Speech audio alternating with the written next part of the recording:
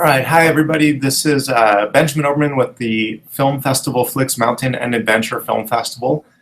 Today we are very lucky to be talking with Stephen J Wampler, and we're waiting for Stephen to join in. Of course, there's always a few technical issues the first time that you experience Google Hangouts, and so we're trying to get him connected. So stick with us, and we'll be back in just a few minutes. But check out Stephen's trailer from Wampler's Ascent. He's an amazing and inspiring individual.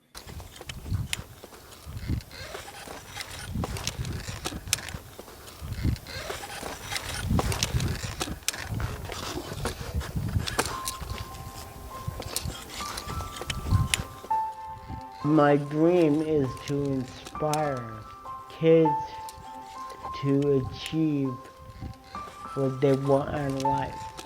My husband has waited his whole life. He didn't know that he was going to be able to do anything like this. This came to him, this epiphany came to him, and he realized he could do something athletic. But not only was it athletic, it was as big as it gets. El Cap to the normal climbers, probably the pinnacle in a lot of people's climbing career, you know? People come from all around the world because it's kind of the proving grounds.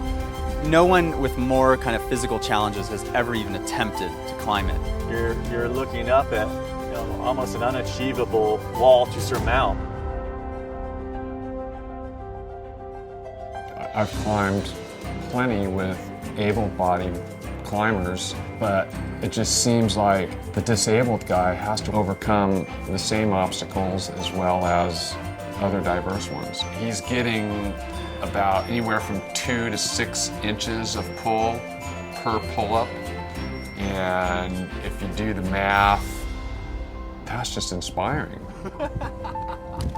I hadn't met Steve before, but I was pretty well briefed on his condition, and personally we just sort of, who is this guy, what's he doing? I put him at 10% success rate, probably 90% failure. A California man is on his way to becoming the first person with cerebral palsy to climb Yosemite's El Capitan. 2 or 3 days into the trip, he looked at Dave and I and said, this is the longest I've been out of my wheelchair ever. You have this road. That's not going to change. I don't care if you're mad about it. I don't care if you're sad about it. You're missing out on life.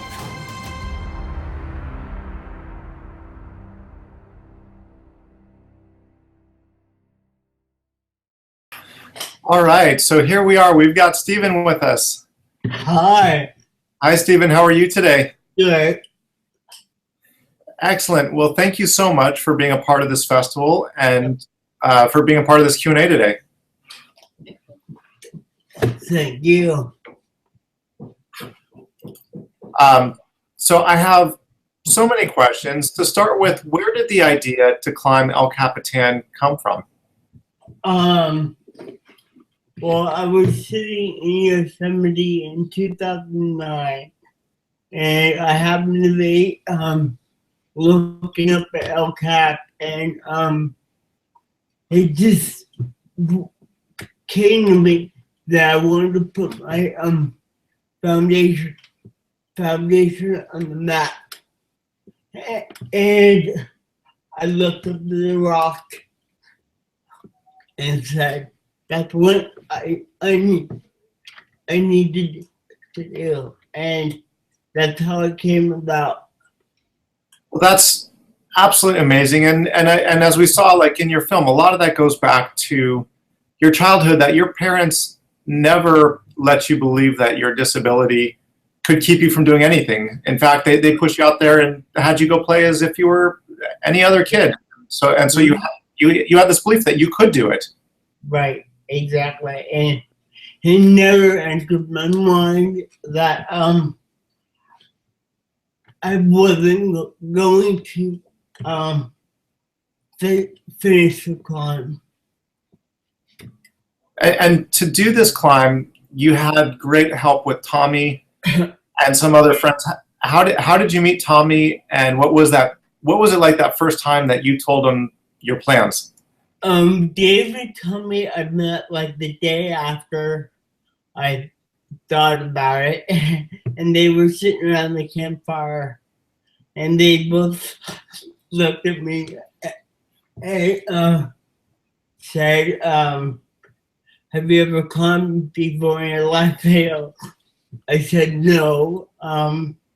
So they said, well, you gotta learn how to climb, and second, you gotta start working out and get in the best shape that you can. And I said, okay, all right, I'll go do it. And they're probably doubting me, but Tommy lives in San Diego, so I trained with Tommy for a year and a half off and on, and Dave I only met 3 times, so Dave was pretty green.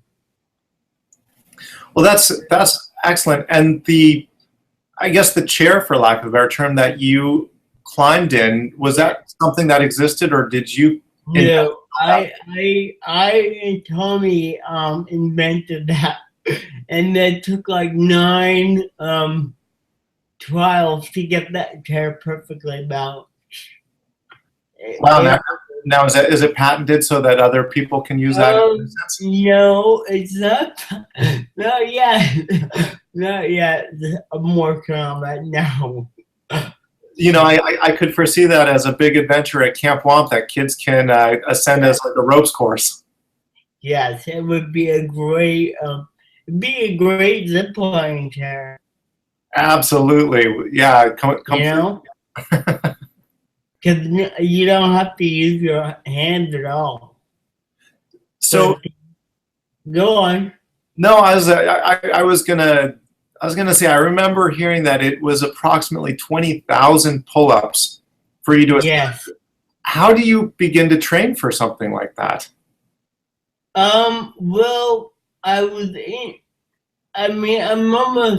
almost 48, so it's been a long time since I've been in the gym. And when they said you gotta get back in shape, I said, okay, that shouldn't be a problem.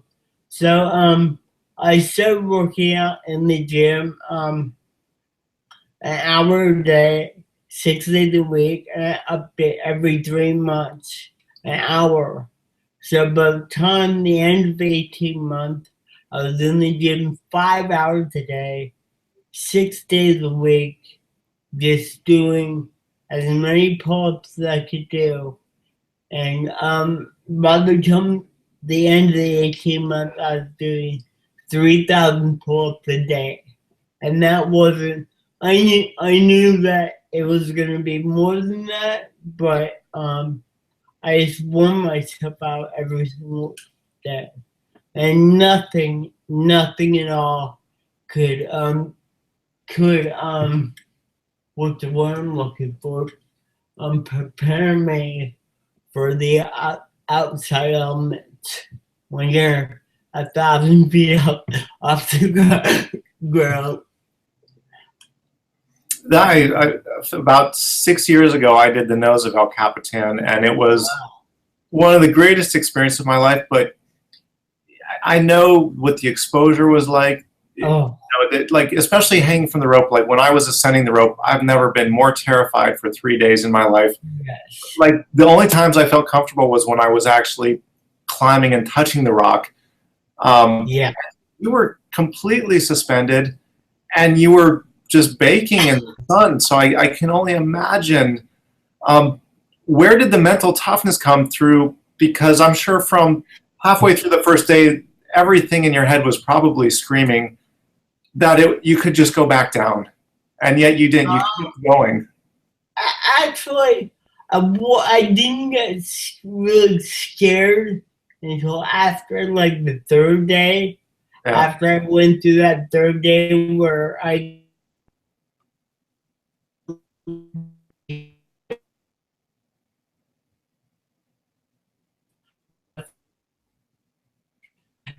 terrified, and my lack of knowledge, if you will, climbing a big wall like that really got the best of me, because I thought I'd be able to sleep at night, and I didn't sleep for 8 days. So that's what really, really messed with my mind.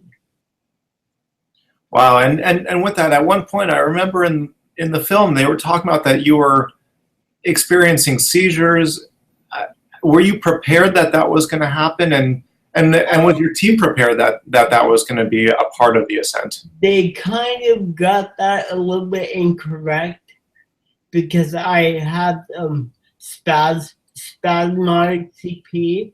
So when I get really tired, I get really spazzy. So they kind of confuse that with the spasms I normally have.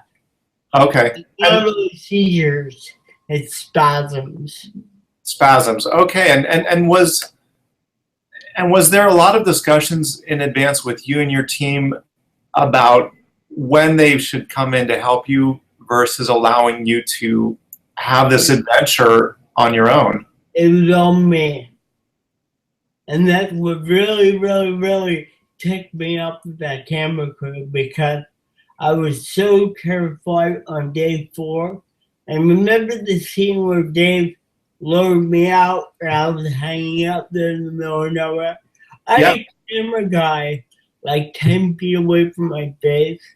And I said, just talk to me. Just say something to get my mind off of what the hell I have to go through. And he wouldn't say a word. He wouldn't say one word to me, because they wanted a really authentic film.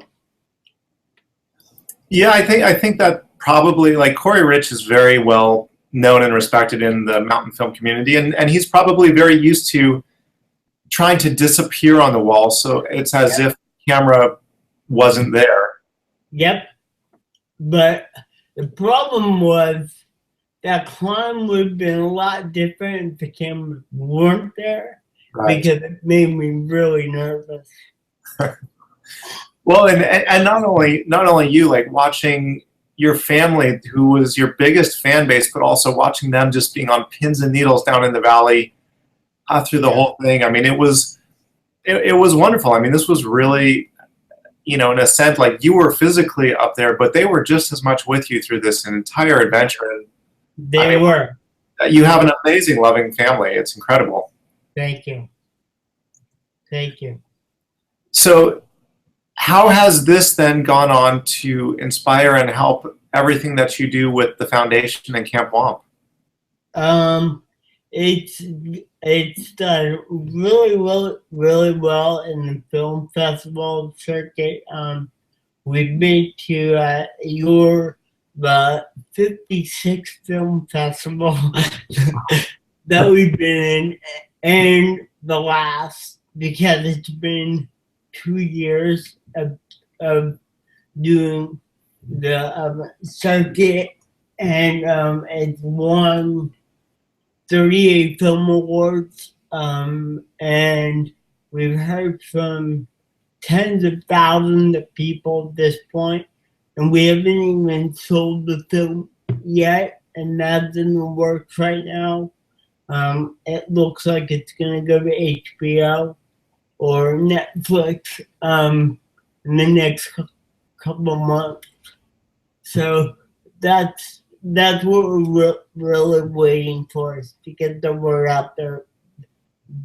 Well, that's great. My fingers are crossed. I'll hope for either of those two outlets. And at the end of the film, you felt like this was all that you needed from climbing. But really good climbers have this knack for forgetting how painful it was within a week after the ascent. No. I will never ever do that again. Never.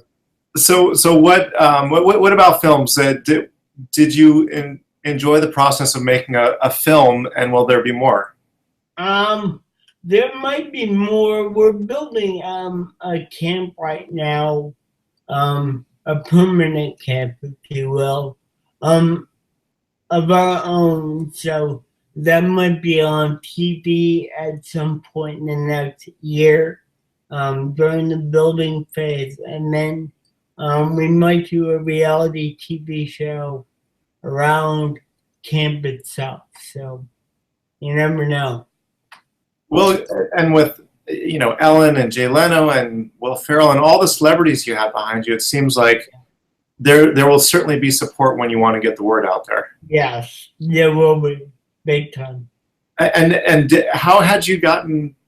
Did the word just happen to get to all these people, or did you have a publicist, or did the park work on it, or, I mean, because you got some outrageous press for this Ascent, which was probably everything you could hope for the foundation and the camp. Yeah, it was pretty crazy. Will Forte is a very good friend of mine. Okay. And Paul Reiser is another good friend of ours. So basically, those two were the ones that got us the other one. So I haven't met Ellen yet, but I probably will in the next year or so, whatever.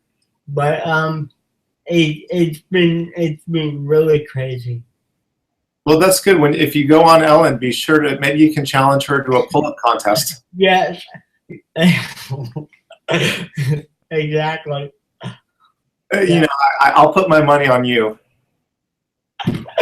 Yeah, I remember that after 5 years.